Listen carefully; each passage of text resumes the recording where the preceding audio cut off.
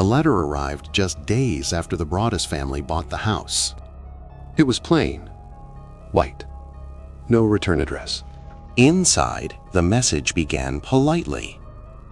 Dearest new neighbor at 657 Boulevard. Derek Broaddus stood on the front porch, reading it under the evening light. At first, it sounded like a welcome letter. But then, I have been put in charge of watching this house. He paused. The words didn't make sense. He kept reading.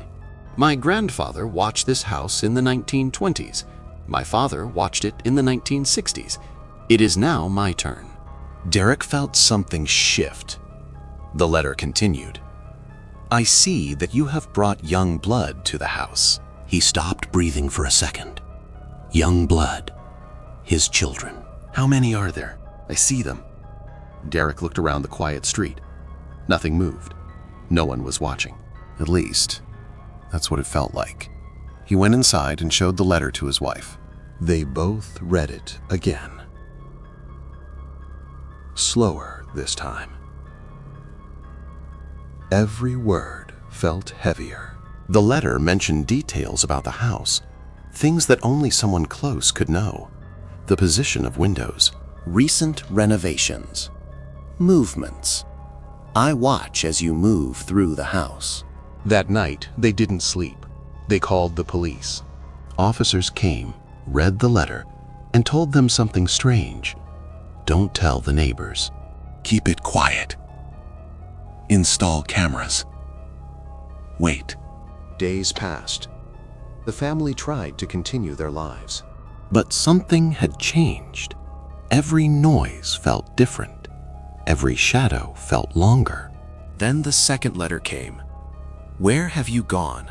657 Boulevard is missing you. The tone was different now. Colder. More personal. It described workers inside the house, mentioned construction sounds. How do you end up here? Did 657 Boulevard call to you? Someone was watching them, not from far away, from close, very close. The family stopped bringing their children to the house. They avoided staying there at night, but the letters didn't stop. Another one arrived. I see the children. I know their names. This time, the names were correct. All of them. The police investigation intensified. Neighbors were questioned. Background checks were done. Surveillance was reviewed. Nothing. No fingerprints. No clear suspect. No explanation. The house itself became the center of fear. Lights remained off. Rooms stayed empty. But the feeling of being watched never left. Then came another letter.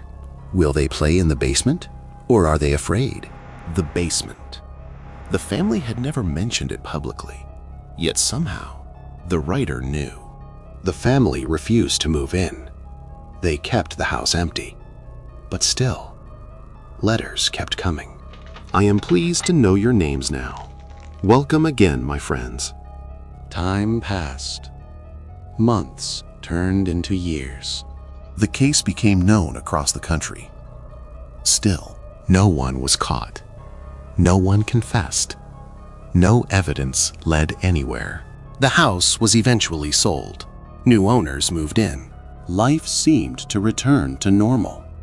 But the question remained. Who was the watcher? Someone from the neighborhood? Someone watching from a distance?